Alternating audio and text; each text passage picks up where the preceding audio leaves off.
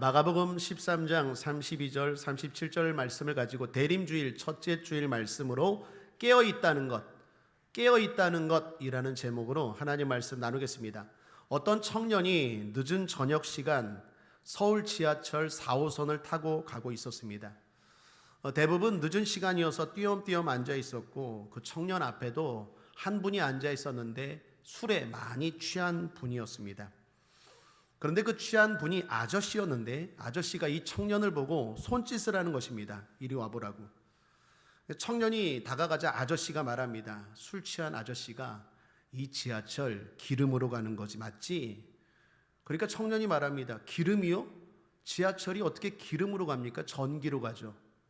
그랬더니 이 아저씨가 갑자기 깜짝 놀라서 일어났어요. 그리고 후다닥 지하철에서 내리는 거였어요. 청년이 이상하다, 왜 저러나 그렇게 생각하고 있는데 지하철이 좀 가다가 방송이 나옵니다. 이번 역은 기름역입니다. 내리실 분은 오른쪽입니다. 사랑하는 여러분, 우리는 늘 깨어 있어야 하겠습니다. 어느 날 집사님 한 분이 저에게 이런 고백을 하셨습니다. 목사님, 제가 어제 꿈을 꾸었는데 주님을 만났어요. 그래서 너무 좋을 줄 알았는데 그렇지 않았다는 것입니다. 왜 그랬어요? 그랬더니 제가 너무 준비가 안 된 거예요. 그래서 주님께 이렇게 말했답니다. 주님, 조금만 더 있다가 와 주세요. 사랑하는 여러분, 우리는 늘 깨어 있어야 하겠습니다. 주식회사 애터미 회장인 박한길 성도님의 간증을 보았습니다. 사업을 야심차게 하셨답니다. 그런데 40 중반에 모든 힘과 역량을 모아 창업한 인터넷 쇼핑몰 사업이 부도를 맞았습니다. 하루아침에 빚더미에 앉아 있었고 아이들 데리고 월세방에서 그 작은 방에서 누워 있게 되었습니다. 설상가상으로 과로와 스트레스로 간경화까지 왔답니다. 병원에 갔더니 의사 선생님 몇 개월 안 남았다는 사형 선고 같은 진단을 받았습니다. 그렇게 집에 왔는데 절망 가운데 두려움이 찾아오더랍니다. 가만히 천장을 보고 있는데 지나온 삶이 너무 후회가 되더래요.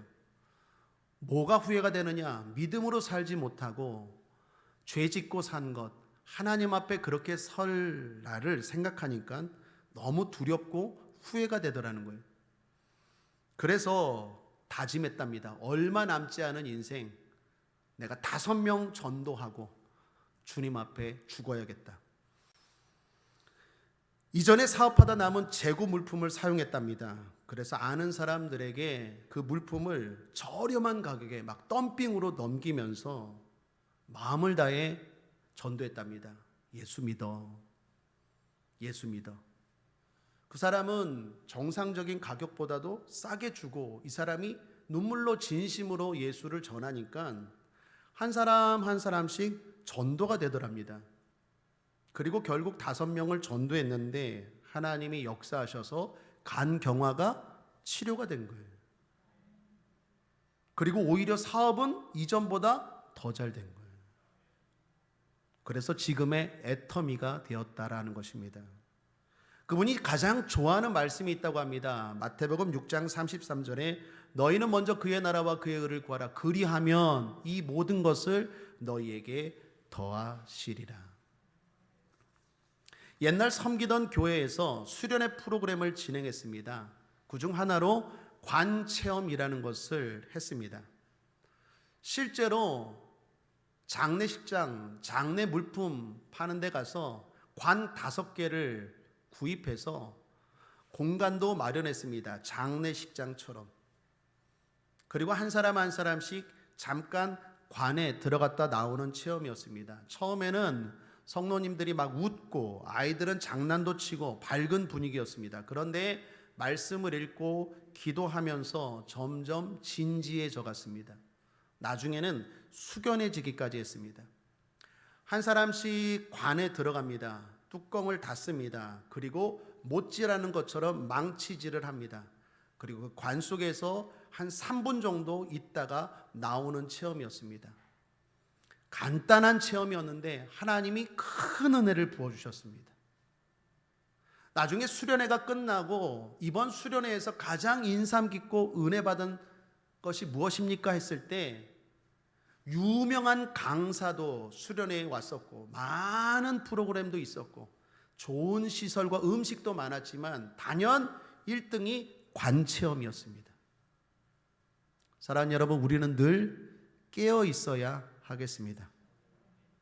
오늘은 대림절의 첫째 시작 주일입니다. 대림절에서 대림은 기다릴 때와 임할 임입니다. 주님이 이 땅에 내려오심을 기다리는 기간, 그게 대림주일입니다.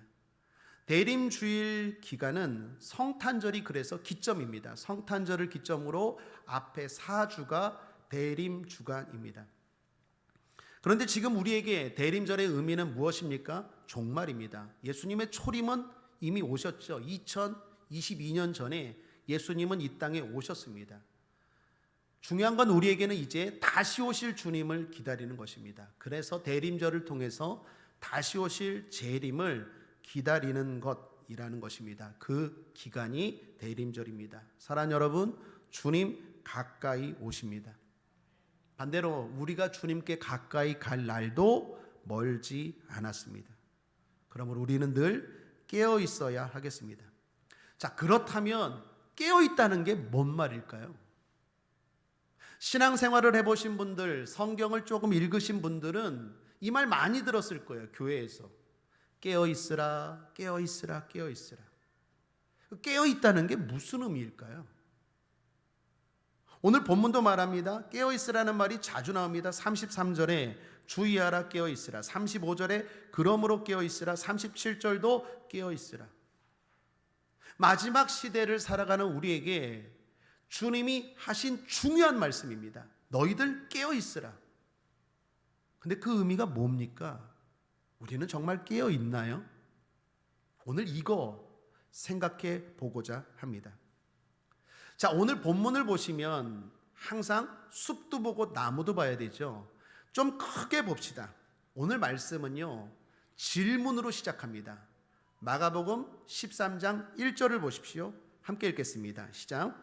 예수께서 성전에서 나가실 때에 제자 중 하나가 가로되 선생님이여 보소서 이 돌들이 어떠하며 이 건물들이 어떠하니까. 제자들이 예루살렘에 있는 큰 성전을 봤어요. 시골 촌놈들이었습니다. 그런데 그들이 도시, 중심 도시에 있는 예루살렘에 가서 큰 성전을 보고 기가 죽은 거예요. 너무 황홀한 거예요. 너무 놀란 겁니다. 그래서 주님 보세요. 성전이 대단하지 않습니까? 말한 거예요. 그때 예수님이 이런 대답을 하십니다. 2절입니다. 함께 읽겠습니다. 시작.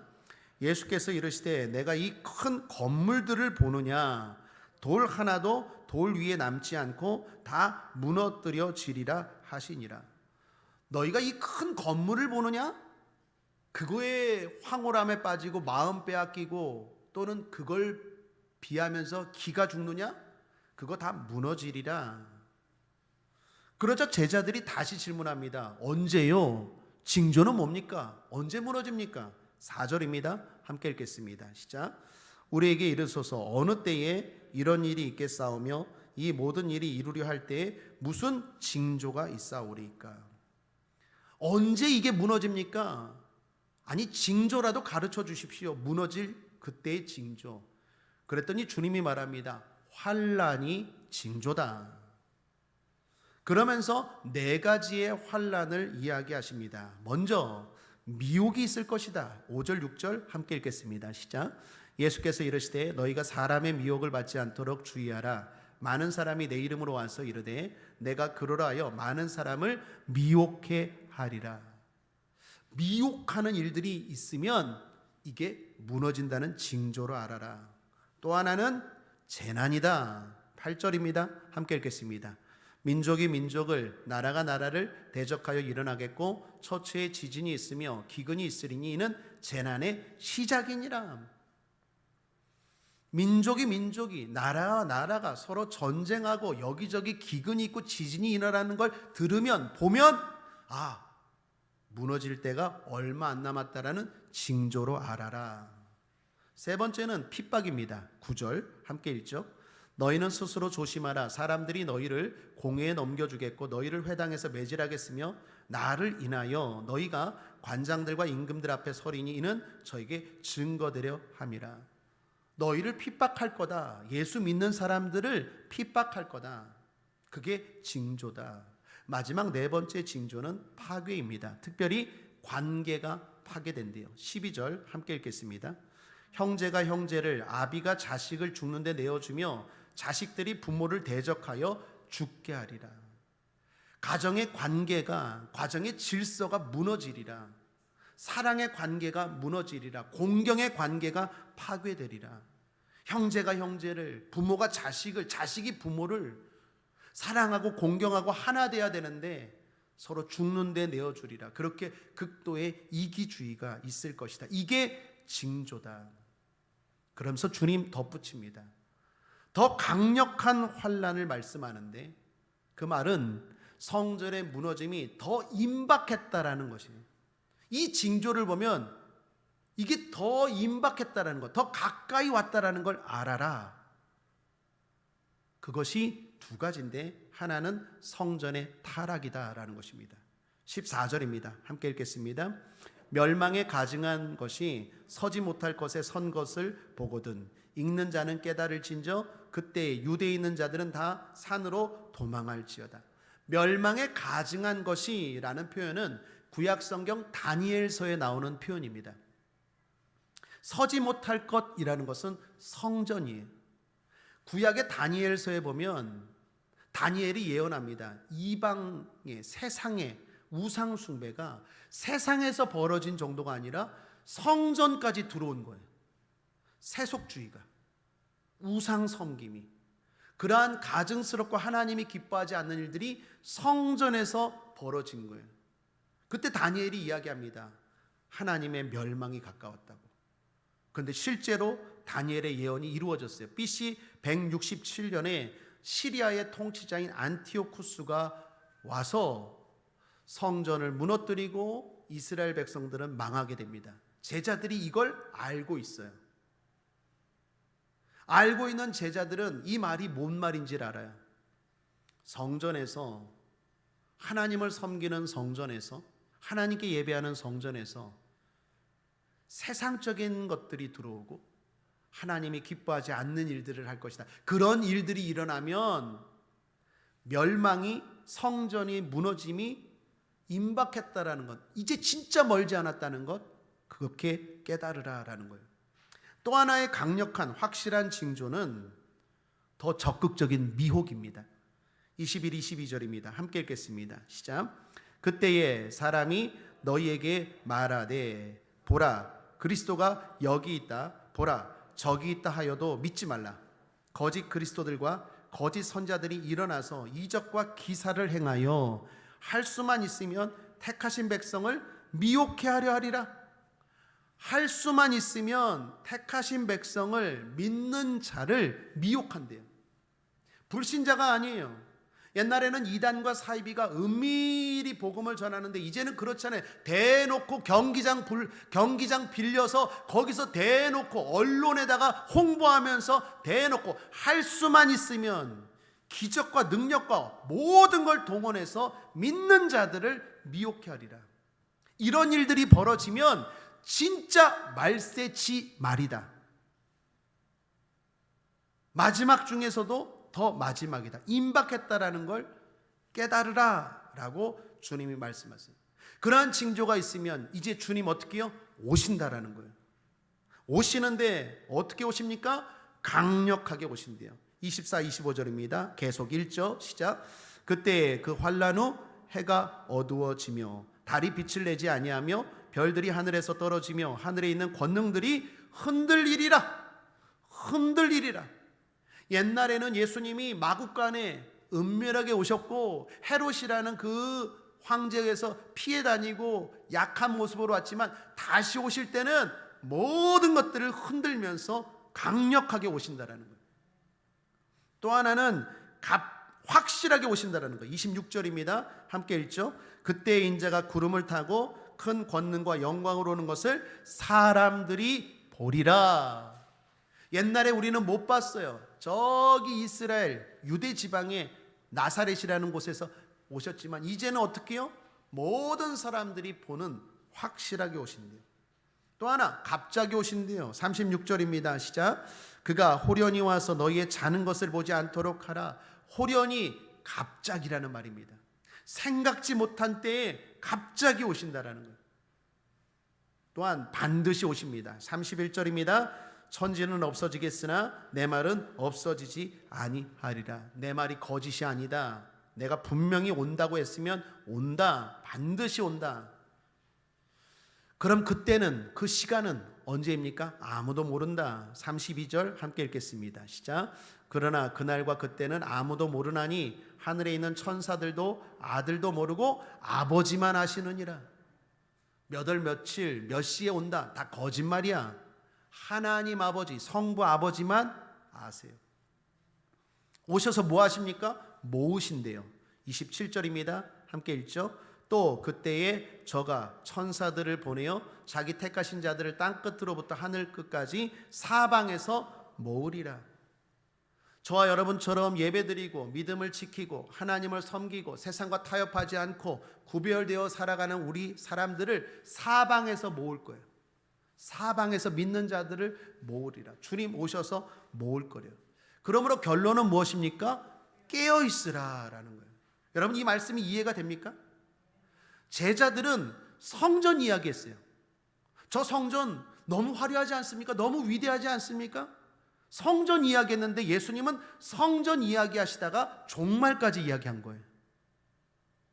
성전에 마음 빼앗기지 마라. 그런 겉에 본질이 아닌 것에 정신 빼앗기지 마라. 중요한 건 깨어 있으라. 그러면서 결론은 깨어 있으라. 33절입니다. 깨어 있으라. 그리고 35절에 또 말합니다. 함께 읽겠습니다. 시작. 그러므로 깨어 있으라. 집주인이 언제 올는지, 혹 저물 때일는지, 밤중에 일는지, 닭 울 때일는지, 새벽에 일는지 너희가 알지 못함이라. 여기 잘 보시면 밤을 4등분으로 나누었어요. 혹 저물 때일는지, 혹 밤중에 일는지, 혹 닭 울 때일는지, 혹 새벽에 일든지. 원래 이스라엘 사람들, 유대인들은요, 밤을 3등분으로 나눠요. 근데 오늘 성경에, 오늘 주님은 밤을 4등분으로 나눴어요. 왜 그랬을까요? 로마식입니다. 당시에 로마는요, 밤을 이렇게 4등분으로 나눴어요. 예를 들면 저물 때는 저녁 6시부터 9시예요. 밤중은 저녁 9시부터 12시입니다. 닭 울 때는 자정 12시부터 새벽 3시고, 그리고 새벽은 3시부터 6시예요. 왜 예수님이 이스라엘 유대인식으로 밤을 이야기하지 않고 로마식으로 4등분해서 이야기했을까요? 이건 너희들에게만 해당되는 얘기가 아니라 모든 사람들, 이방인들에게도 해당되는 이야기다라는 암시예요. 그렇게 암시하고 다시 한번 확실하게 이 부분을 강조하십니다. 그게 37절입니다. 함께 읽겠습니다. 시작. 깨어 있으라. 내가 너희에게 하는 이 말이 모든 사람에게 하는 말이니라. 내가 이거 말하는 게 너희들 제자들에게만 얘기하는 게 아니고, 이스라엘 사람들에게만 얘기하는 게 아니고, 지금 세상을 지배하는 로마, 이방인들, 그리고 앞으로 올 모든 사람에게 하는 말이니라. 그러므로 깨어 있으라. 주님이 우리에게 하시는 말씀입니다. 자, 그렇다면 다시 돌아가서 깨어 있으라는 게 뭔 말입니까? 어떻게 하는 게 깨어 있는 것입니까? 항상 성경에서, 말씀에서 답을 찾아야 돼요. 오늘 예수님이 하신 말씀을 보면 깨어 있으라는 게 뭔 말인지 알 수 있는 힌트가 있어요. 그게 34절입니다. 오늘 핵심 구절입니다. 천천히 함께 다시 한번 읽어보죠. 시작. 가령 사람이 집을 떠나 타국으로 갈 때에 그 종들에게 권한을 주어 각각 사물을 맡기며 문지기에게 깨어있으라 명함과 같으니, 깨어있으라 라고 말하면서 예를 들어 비유하는 이야기를 하세요. 어떤 주인이 타국으로 여행을 가는데 종들에게 권한을 주고 일을 맡겼다라는 거예요. 그게 깨어있으라라는 것과 같다라고 설명하신 거예요. 그러므로 여러분들, 이 말씀에서 중요한 것은 무엇입니까? 따라하겠습니다. 주어, 맡기며. 다시요. 주어, 맡기며. 주인이 종들에게 권한을 주어, 권한을 주신 거예요. 그리고 뭘? 일을, 사물을 맡긴 거예요. 자, 그러므로 깨어있다라는 것은 이겁니다. 주신 권한으로 주신 사명을 감당하며 사는 것, 그게 깨어있는 거예요. 한번 따라하겠습니다. 주신 권한으로 주신 사명을 감당하며 살자. 그게 깨어있는 거예요. 여러분 깨어있으십니까? 간혹 가다가 이단들이나 사입이나 이런 말을 해요. 야, 성경에서 주님이 깨어있으라고 했어. 그래서 잠도 안 자. 아니에요. 그 말이 아니에요. 또는 어떤 이단과 사입이 오면 가정도 버리고 직장도 버리고 사업도 버리고 부모도 버리고 자식도 버리고 지들끼리 어디에 모여갖고 막 거기에 미쳐서 막 주님 깨어있으라 그래서 깨어있으라 그래서 주님 다시 오실 날이 얼마 안 남아서 깨어있어야 돼. 그러므로 거기에 그냥 다 빠져 있어요. 이단과 사입이. 그게 깨어있는 겁니까? 아니에요. 깨어있다라는 것은 일단 하나님이 나에게 권한을 주셨다라는 걸 아셔야 돼요. 여러분에게 권세가 있습니까? 여러분에게 권능이 있습니까? 하나님이 주신 것인 줄 믿습니다. 어떤 사람은 지식의 권세, 어떤 사람은 건강의 권한, 어떤 사람은 물질의 권능, 하나님이 주신 것으로 알고 살아가는 것, 그게 깨어있는 거예요. 뿐만 아니라 우리 모두에게 어떤 권세가 있습니까? 예수 이름의 권세가 있는 줄 믿습니다. 내가 너에게 뱀과 전갈을 밟으며 원수의 모든 능력을 제할 권세를 주었노니 너희를 결단코 해할 자가 없으리라. 예수 이름으로 기도하십시오. 예수 이름으로 간구하십시오. 주님이 주실 줄 믿습니다. 예수 이름으로 대적하십시오. 예수 이름으로 마귀를 쫓아내십시오. 떠나갈 줄 믿습니다. 주님이 우리에게 주신 권세, 맡기신 권세가 있다는 걸 일단은 알아야 돼요. 힘이 없는 게 아니에요. 모르고 몰라서 못 사용하는 거지. 하나님이 이미 주신 줄 믿습니다. 또 하나는 사명을 맡기셨어요. 내가 있는 자리에서, 내가 있는 그 가정에서, 내가 있는 그 직장에서, 내가 만나는 사람들에게서 어떻게 해요? 사명 감당하는 거예요. 무슨 말입니까? 그리스도를 드러내는 거예요. 그리스도의 향기를 나타내는 거예요. 그래서 주변 사람들이 나를 보고 야, 예수 믿는 게 좋구나. 나도 예수님 믿고 싶구나. 있는 그 자리에서 선한 영향력을 끼치며 사는 게 깨어있는 거예요. 여러분 그렇게 살고 계십니까? 아멘. 그런데 오늘 이 말씀을 잘 보시면, 묵상하시면 두 가지를 발견할 수 있어요. 오늘 결론이자 핵심입니다. 첫째는 도전은 받되 비교할 필요가 없다라는 것입니다. 33절 다시 한번 보시죠. 가령 사람이 집을 떠나 타국으로 갈 때에 그 종들에게 권한을 주어 각각 사물을 맡기며, 각각 사물을 맡겼대요. 주신 사명이 다르다라는 거예요. 주님이 우리에게 주신 사명이 달라요. 각각의. 그래서 비교할 필요가 없다라는 거예요. 어떤 성도님은 간혹 가다가 성도끼리 비교하는 사람이 있어요. 누구는 이렇고 누구는 이렇다고. 어떤 성도님은 간혹 가다 다른 교회와 자신이 섬기는 교회를 비교하는 사람이 있어요. 여러분, 다른 성도님, 다른 교회가 좋은 일을 하는 걸 보고 우리도 도전받는 건 좋지만 비교는 하지 말아야 돼요. 판단은 하지 말아야 돼요. 왜요? 각각이에요. 사명이 달라요. 주신 사명이 달라요. 그거 바라보면서, 그거 비교하면서 우월감에 빠질 필요도 없고, 그거 비교하면서 열등감에 빠질 필요도 없어요. 하나님이 나에게 주신 그 사명을 어떻게 해요? 귀하게 여기고 각각 최선을 다하여 살아가는 것이 중요한 줄 믿습니다. 지난주에 우리 처제가 우리 교회 가정이 와서 섬겼죠.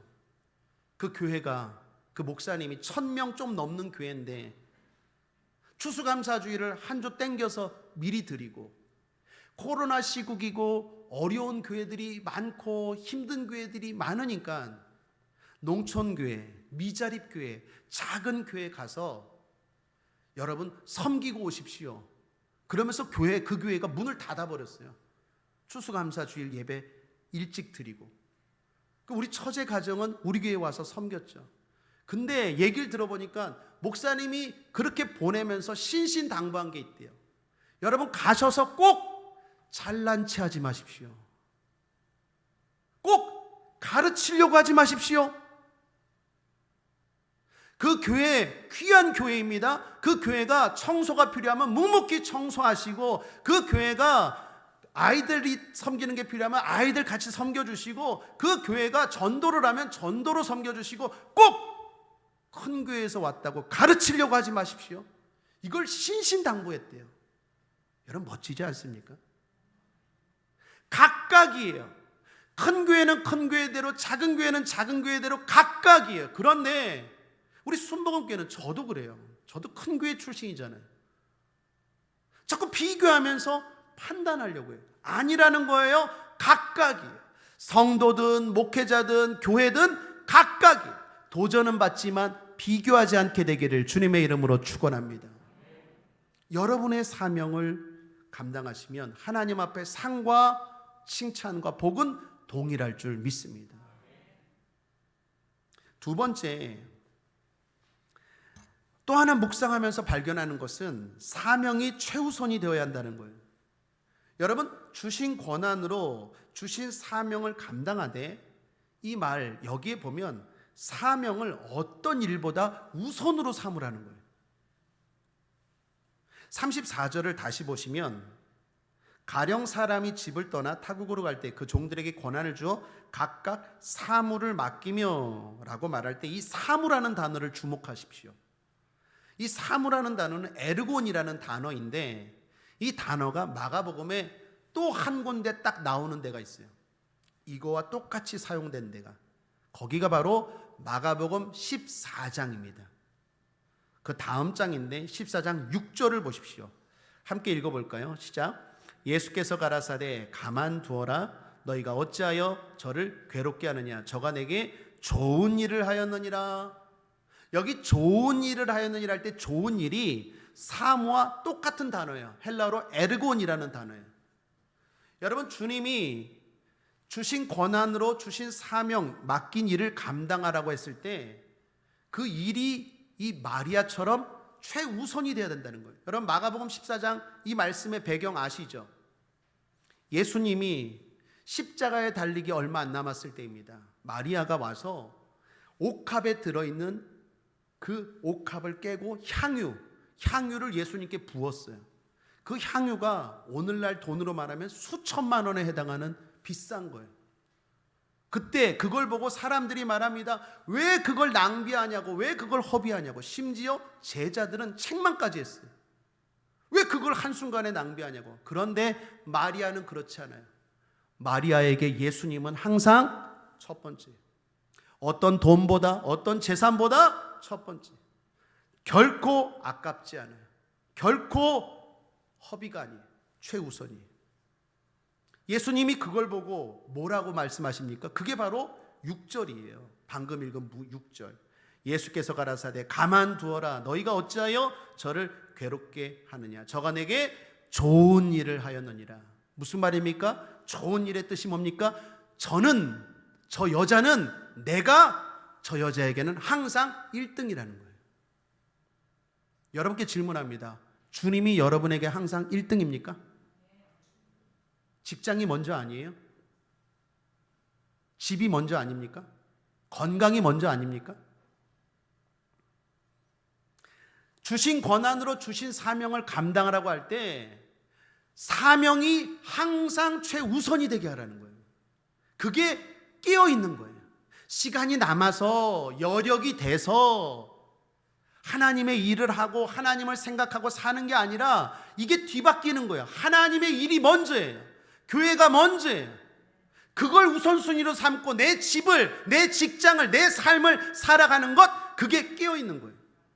그렇지 않다면 여러분 잠들고 있는 거예요. 주님 오실 날 두려울 거예요. 좀만 있다가 오세요. 그 집사님과 똑같을 거예요. 사랑하는 여러분, 저나 여러분이나 하나님이 주신 권한이 있는 줄 믿습니다. 그 권한을 가지고 주님이 맡기신 일이 있을 줄 믿습니다. 어떤 사람은 사업장에서, 어떤 사람은 직장에서, 어떤 사람은 학교에서, 자기가 만나는 사람 그 삶의 자리에서 하나님이 일이라는 게 먼저 그리스도를 드러내고 그리스도를 증거하고 그리스도를 전파하는 게 우선으로 삼고 살아갈 때 그 삶이 깨어있는 삶인 줄 믿습니다. 근데 어떤 분은 김장한다고 예배를 안 나오네. 주여, 김장이 예배보다 먼저입니까? 김장하다가 몸살 나놓고 예배드리다가 아팠대. 주여, 그렇게 말하는 건 더 주여야. 세상에서 놀다가 사람 만나다가 즐기다가 병 걸리고 감기 걸리고 힘들어 놓고 새벽 기도 드리다가 감기 걸렸대. 주여, 깨어 있어야 돼요. 여러분, 앞서 소개했던 애터미의 박한길 장로님이 이런 말씀을 합니다. 이 말이 참 인상적이었어요. 저는 건강해지기 위해, 사업 잘 되게 하기 위해 예수 믿는 게 아닙니다. 반대입니다. 예수 잘 믿어 하나님 나라 구하는 게 저의 목표입니다. 사명이 사업보다 먼저입니다. 사명이 건강보다 먼저입니다. 그게 애터미를 하는 목적입니다. 그러니까 잘 되는 거예요. 여러분, 죽고자 하면 살아요. 살고자 하면 죽어요. 그게 목적입니다 하니까 망합니까? 아니요. 하나님 어떻게 해요? 이 모든 것을 너에게 더하시리라. 사랑하는 여러분, 깨어 있읍시다. 하늘 백성이라면 하늘 백성답게 깨어 있어야 돼요. 오늘부터 깨어 있다라는 의미를 잘 기억하시고 주님이 나를 부르실 때 두렵지 않고 오히려 기쁨으로 맞이할 수 있는 저와 여러분 되시기를 주님의 이름으로 축원합니다. 말씀을 정리합니다. 함께 읽겠습니다. 시작. 대림절 첫째 주일 말씀으로 깨어있다는 것이라는 제목으로 은혜를 나누었습니다. 성경은 계속해서 우리에게 깨어있으라고 말합니다. 대림절은 내가 지금 깨어있는지를 점검하는 절기입니다. 깨어있읍시다. 주신 권한으로 사명 잘 감당합시다. 남과 비교하지는 말되 사명을 최우선으로 하며 삽시다. 그러면 주님 오심이 우리가 주님께 감히 두렵지 않습니다. 오히려 행복할 것입니다. 예수 승님. 기도하겠습니다. 하나님 아버지, 우리 국제하모니교회 모든 성도들, 종을 비롯하여 우리 성도님들, 우리 어린아이들까지 깨어있는 삶 살게 하여 주옵소서. 주변을 돌아볼 때 정말로 주님 오실 날이 멀지 않았음을 느낍니다. 임박했음을 느낍니다. 하나님 아버지, 이럴 때 주님 말씀합니다. 너희들은 깨어있으라고, 잠자고 있는 것 보지 않도록 주의하라고 주님 계속해서 말씀하시는데 우리 국제하모니교회 성도들 바라기는 간절히 축복하며 기도합니다. 다 깨어있게 하여 주시옵소서. 감사드리며 예수님의 이름으로 축복하고 기도했습니다. 아멘.